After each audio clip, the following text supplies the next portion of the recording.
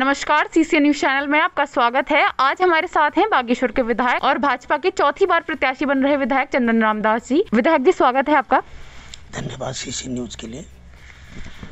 विधायक जी, सबसे पहला हमारा सवाल तो ये रहेगा कि आपको भारतीय जनता पार्टी से चौथी बार प्रत्याशी बनाया गया है और इस बार आप किस तरीके से चुनाव लड़ेंगे और आपकी क्या तैयारियां हैं चुनाव को लेकर? देखिए, राष्ट्रीय नेतृत्व ने, प्रदेश के नेतृत्व ने और जनपद के नेतृत्व ने अपने कार्यकर्ताओं की भावनाओं के अनुरूप मुझे चौथी बार भारतीय जनता पार्टी का प्रत्याशी बनाया है। मैं पहले राष्ट्रीय नेतृत्व का दिल से आभार व्यक्त करता हूं। और जहां तक तैयारी का सवाल है, भारतीय जनता पार्टी दुनिया की नंबर 1 पार्टी है और जिसका कार्यकर्ता से लेके, बूथ से लेके, मंडल से लेके, जनपद से लेके पूरी तैयारी वर्षों से चल रही है। और चूंकि चुनाव को हम एक युद्ध के रूप में लेते हैं और युद्ध के रूप में विपरीत परिस्थितियों में, विपरीत मौसम के कारण भी हमारा कार्यकर्ता हो, चाहे मैं हूँ, चाहे हमारी पार्टी के लोग हों, चाहे हमारे मंडल के लोग हों, चाहे हमारे जनपद के लोग हैं, हम लोग इसको मजबूती से हम चुनाव लड़ने का प्रयास कर रहे हैं। विधायक जी, अगला सवाल ये रहेगा कि जो महायोजना लगी थी, इस दौरान 2 लोगों ने आत्महत्या की, उस पर आप क्या कहना चाहेंगे? देखिए, महायोजना जो लगी थी वो कांग्रेस के समय में लगी थी 2016 में। और जब हमारी कमेटी बनी, कमेटी का जब मैं अध्यक्ष रहा, तो हमने अपनी विधानसभा को ये रिपोर्ट सौंप दी। और जैसे ही तीरथ सिंह रावत जी की कैबिनेट ने 2016 से पहले की स्थिति को बहाल कर दिया। अर्थात इस समय जो प्राधिकरण है वो जो विनियमित क्षेत्र है, जो नगर पालिका क्षेत्र है, जहाँ ये पहले से लागू था, वही है। ग्रामीण क्षेत्र में प्राधिकरण को ख़त्म कर दिया गया। जहाँ तक प्रश्न है कि प्राधिकरण के कारण 2 लोगों ने आत्महत्या करी, तो मुझे लगता है कि प्राधिकरण के खिलाफ एफआईआर दर्ज होनी चाहिए थी और ये सबूत पेश करना चाहिए था कि हाँ, वास्तव में ये इसके कारण जो है ये ऐसा होना चाहिए था। जहाँ तक मुझे जानकारी है कि जो एक फौजी व्यक्ति था यहाँ कठेतबाड़ा में, जिसने वास्तव में आत्महत्या करी, उसकी जो दुमंजिला मकान बना रहा था वो, उसके प्रथम जो मंजिला मकान था वो ज़मीन अनुसूचित जाति के नाम की थी, जिस कारण उसका नक्शा पास नहीं हो पाया। दूसरा, एक जो भिटाल गांव में एक कांड हुआ, यद्यपि मैं उसको दुर्भाग्यपूर्ण मानता हूं और वो भी बेनाम होने के कारण वो उसमें दिक्कत आई, मगर यदि ये वास्तव में अगर ये प्राधिकरण के कारण ऐसा हुआ होता तो प्राधिकरण के अधिकारियों के खिलाफ एफआईआर होनी चाहिए थी। मैं भी उसमें संवेदनशील होकर कार्रवाई करता। हमारे जिले में जो जंगली सुअर, बंदरों का आतंक है, उससे किसानों को काफ़ी परेशानी होती है, उस पर आप क्या कहना चाहेंगे? मैं आपकी बात से सहमत हूँ कि हमारे ज़िले में ही नहीं, पूरे प्रदेश में समस्या है। और जंगली सुअरों के कारण, बंदरों के कारण मात्र किसानों को ही नहीं, हमारे घर में, हमारे मकानों में भी परेशानी हो रही है। मगर क्या करें, दुर्भाग्यपूर्ण है, जंगलों में आग लग जाती है, जंगलों में इन पशुओं को खाने के लिए कुछ मिलता नहीं है, इसलिए सुअर हैं, बंदर हैं, वो रायसी इलाके में आ रहे हैं, खेती के इलाके में आ रहे हैं। और ये मात्र जनपद बागेश्वर की समस्या नहीं है, ये पूरे प्रदेश की समस्या है, ये पूरे देश की समस्या है। इसलिए हमारी सरकार ने 2 बड़े बंदर बाड़े बनाने की बात हुई थी और हमारे कुछ तो लोग तो हाई कोर्ट में भी गए थे, मगर हाई कोर्ट ने कहा बंदरों को आप तब तक नहीं पकड़ सकते हैं जब तक इनके खाने पीने की व्यवस्था नहीं हो सकती है। और भारत सरकार के वन्य जीव संरक्षण अधिनियम के कारण आप बंदरों को पकड़ के रख नहीं सकते हैं। मगर इसके विकल्प के रूप में हमारी सरकार ने कोशिश करी है, प्रधानमंत्री फसल बीमा योजना दी है। वन विभाग अगर सुअरों और बंदरों के नुकसान के कारण अगर कृषकों का नुकसान हो रहा है तो उसके लिए बीमा योजना बनाई गई है, उसके मुआवजे की योजना बनाई है। बहुत से काम हम लोग कर रहे हैं, मगर किसानों को हम सम्मान निधि दे रहे हैं, 10वीं किस्त के रूप में प्रधानमंत्री जी ने पैसा दिया है। इसलिए दिया रहे हैं कि वास्तव में इन समस्याओं से हमारे किसानों को नुकसान हो रहा है। हम किसानों को 80% ब्याज मुक्त ऋण दे रहे हैं और 80% 90% तक सब्सिडी दे रहे हैं ताकि किसानों की आय दुगनी हो। और ये जो समस्याएं हैं इनके समाधान के लिए भी इस बार प्रदेश सरकार ठोस नीति बनाएगी और इन काम को भी करेगी। बात की गई थी कि शराब की दुकानें हटाई जाएंगी, लेकिन आज हम देख रहे हैं हमारे ज़िले में कई सारे बार और कई सारी शराब की दुकानें खुल गई हैं। इस पर आप क्या कहना चाहेंगे? दुर्भाग्यपूर्ण है बारों का खुलना, शराब का चलन का होना, मगर ये पूरे प्रदेश की समस्या है। सिर्फ मेरे बागेश्वर में बार खुल रहे हों या शराब पी रहे हों तो ये तो और ज़्यादा दुर्भाग्यपूर्ण होता। मैं समझता हूँ कि जब तक जन जागरूकता नहीं होगी, जो लोग पीते ही नहीं हैं उनके सामने कितनी खूबसूरत शराब रख दो वो तो पिएंगे नहीं। मगर जो लोग सरकारी दुकानों के बावजूद भी कच्ची शराब पी रहे हैं, गलत ढंग की शराब पी रहे हैं, बाहर से आयातित शराब पी रहे हैं, हरियाणा पंजाब की शराब पी रहे हैं, ये भी तो दुर्भाग्यपूर्ण है। मैं तो पहले से ही शराब का विरोधी रहा हूँ, मगर चूंकि ये मात्र एक विधायक की बस की बात नहीं है। मैंने 4 बार उत्तराखंड की विधानसभा में मैंने संकल्प रखा था कि उत्तराखंड के लोगों को अगर बचाना है, यहाँ के युवाओं को बचाना है, यहाँ के बेरोजगारी को बचाना है तो शराब को कम करने की आवश्यकता है, शराब को हटाने की आवश्यकता है। मगर ये सरकार का ये एक योजना है और उत्तराखंड में आमदनी के संसाधन बहुत ज़्यादा नहीं हैं। शराब भी कुछ आमदनी का संसाधन है, यद्यपि ये कोई अच्छी संसाधन नहीं है। मगर जब तक हम प्रदेश के संसाधनों को न बढ़ाएं तब तक इस संसाधन की भी कमी करना मुश्किल है। अब बात करते हैं बाकी राजनीतिक पार्टियों की। आपको क्या लगता है कि बागेश्वर विधानसभा सीट में बीजेपी का मुकाबला किससे? अब आप पत्रकारिता करती हैं, CCN चैनल हमारा बहुत यहाँ प्रतिष्ठित चैनल के रूप में है। कांग्रेस के 3 उम्मीदवार थे और तीनों चुनाव लड़ रहे हैं। मैं तो खुद समझ नहीं रहा हूँ कि कांग्रेस का असली कैंडिडेट कौन है। और जो आम आदमी पार्टी वाला कैंडिडेट है वो पहले एक बार निर्दलीय भी लड़ गए हैं शायद, और पिछली बार मैंने उनको लगभग 20,000 से ज़्यादा वोटों से, 25,000 से ज़्यादा वोटों से बहुजन समाज पार्टी से हराया है। लोकतंत्र में कोई भी चुनाव लड़ सकता है, लोकतंत्र में कोई भी अपनी बात दुनिया में रख सकता है। इसलिए मेरा मानना है कि मेरा मुकाबला किसी से नहीं है। मैं मुकाबला नहीं कर रहा हूँ, मैं अपनी क्षेत्रीय जनता, अपनी कार्यकर्ता, अपने संगठन के बदौलत चुनाव लड़ रहा हूँ और पिछले चुनाव से 2017 के चुनाव से भी और अधिक मतों से जीत के दिखाऊंगा।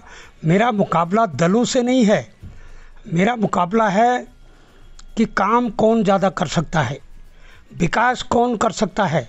आज मुझसे लोग पूछते हैं कि विधायक जी ने 15 साल में क्या किया, और जो पूछते हैं उनसे पूछो ना कि जिनके नाम पर आप चुनाव लड़ रहे हैं उन्होंने क्या किया।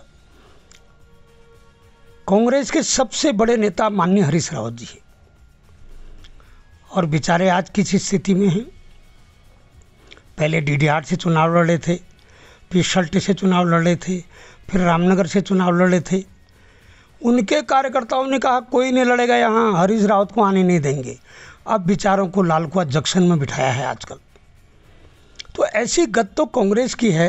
वो मुझसे 15 साल का हिसाब पूछेंगे, कांग्रेस से 56 साल का हिसाब पूरे देश में पूछिए कि उन्होंने क्या किया, हमने क्या किया।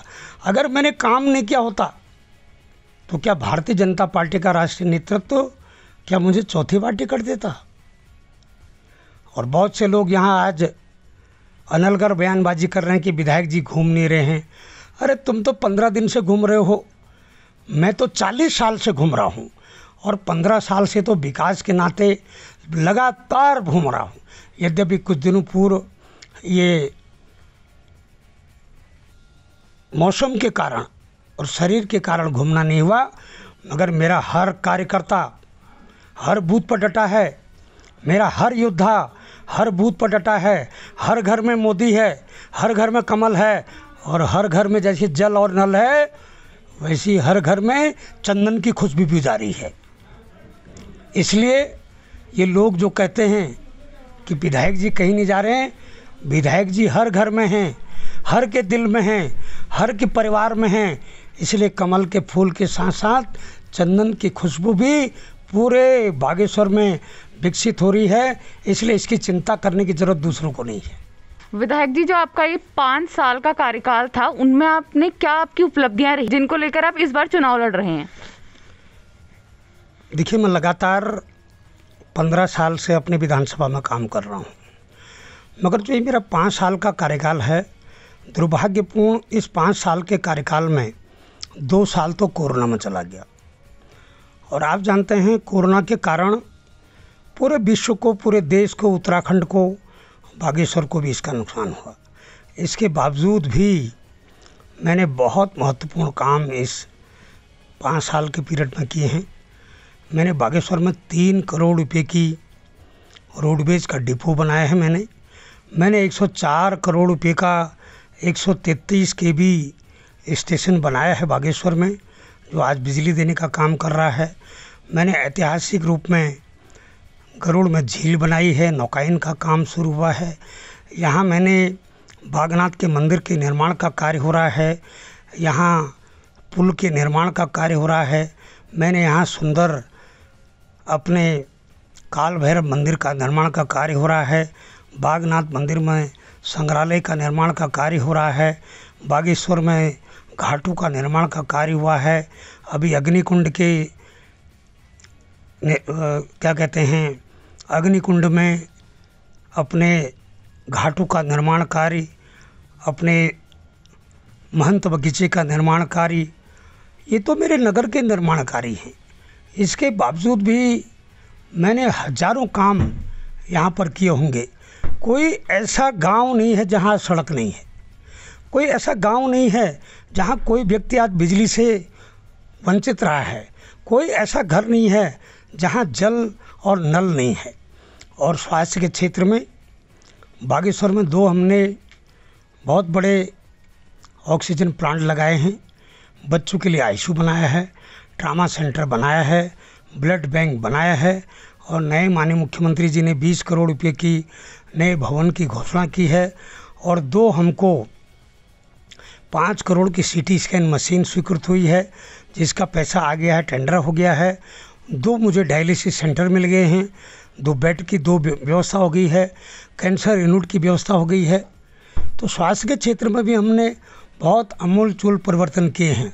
150 करोड़ रुपया पेयजल योजना के लिए लाया हूँ।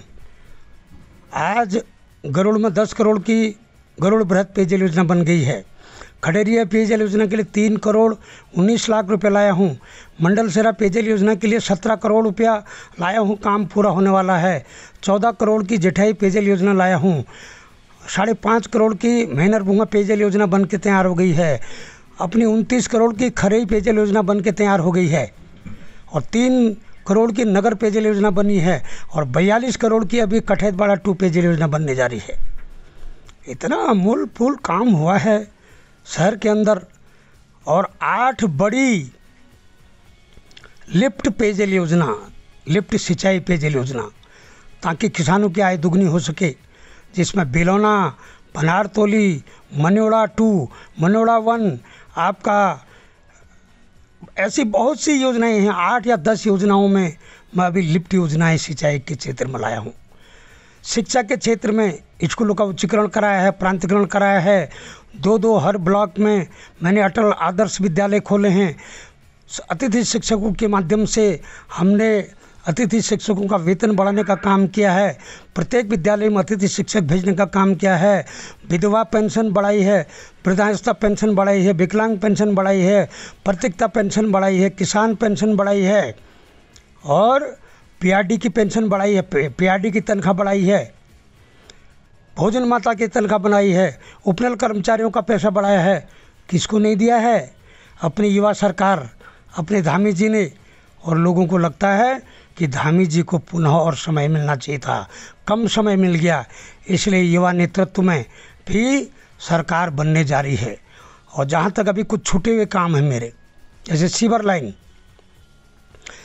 लाइन के लिए 135 MLT पानी की आवश्यकता थी, मगर हमको पास मात्र 85 MLT पानी मिल रहा था। मगर आज जो शहरी पेयजल योजना की जो मेहनरबुगा पेयजल योजना है और जो मंडल सेरा पेयजल योजना है, इसके आने के बाद हमको 135 MLT पानी मिल जाएगा। सीवर लाइन स्वीकृत है, जल निगम से भी है और ADP फेज़ 3 से भी है, इसलिए तकनीकी दिक्कत समाप्त हो गई है। और जैसी ये तकनीकी दिक्कत समाप्त होने के बाद जैसी सरकार का नया गठन होगा, 100 करोड़ की योजना भारत सरकार और उत्तराखंड सरकार में गई है, तत्काल सीवर लाइन का काम भी शुरू कराऊंगा। जो जनपद की एक खेल स्टेडियम का मामला था, जिसमें ज़मीन का चयन हो चुका है, भारत सरकार से उसकी सैद्धांतिक स्वीकृति आ गई है, 40 लाख रुपये उसका NPP जमा हो गया है और 34 करोड़ रुपये का खेलो इंडिया के तहत उसका प्रस्ताव भारत सरकार को चला गया है। उसकी भी तकनीकी दिक्कतें हमारी समाप्त हो गई हैं। तत्काल बागेश्वर में अपने युवाओं के लिए, खेल के लिए, खिलाड़ियों के लिए मैं जल्दी जिला स्तरीय खेल स्टेडियम भी शुरू करने जा रहा हूँ। आने वाला समय और अच्छा होगा। उत्तराखंड में भारतीय जनता पार्टी की सरकार बनेगी और मुझे भी उम्मीद है कि मैं चौथी बार जब भारी बहुमत से जीतूंगा, प्रदेश मंत्रिमंडल में मुझे ज़रूर स्थान इस बार संगठन और सरकार के रूप में होगा। बागेश्वर के बचे हुए काम को और सजाऊंगा और संवारूंगा, बागेश्वर को विकसित बागेश्वर बनाऊंगा। 50 करोड़ की एक योजना भारत सरकार को दी है, बाबा भोले बागनाथ की कृपा होगी तो उसके माध्यम से भी बागेश्वर में पर्यटन के क्षेत्र में, शिक्षा के क्षेत्र में, व्यवसाय के क्षेत्र में और पलायन और उद्योग के क्षेत्र में मैं और नया अनुकरणीय काम करके बागेश्वर को आदर्श बागेश्वर बनाने का प्रयास करूंगा। जनता से अपील करता हूं कि 14 फरवरी को ये जो मतदान होना है, इस मतदान में मेरा दूसरे नंबर पर कमल का निशान है और कमल के निशान पर बटन दबाकर मुझे चौथी बार बागेश्वर की सेवा करने का मौका प्रदान करेंगे। मैं प्रत्येक अपने मतदाता का, अपने कार्यकर्ता का, अपने लोगों का दिल से आभार व्यक्त करता हूं कि आपने मुझे सेवा का इतने लंबे समय से मौका दिया है और 5 साल का यदि आप मुझे मौका देंगे तो मैं आपके विश्वास पर खरा उतरूंगा। मैंने इन 15 सालों में कोई भ्रष्टाचार नहीं किया, न मैंने अपने पर कोई दाग लगने दिया, न अपने परिवार के ऊपर कोई दाग लगने दिया। मैंने सत्य से, निष्ठा से, ईमानदारी से जनता की सेवा की है, तो 5 साल मुझे और जनता सेवा करने का मौका देगी, ऐसी मुझे उम्मीद है। बहुत बहुत धन्यवाद आपका। तो हमारे साथ थे विधायक चंदन राम दास। CCN न्यूज़ के लिए मैं रोहिणी जोशी।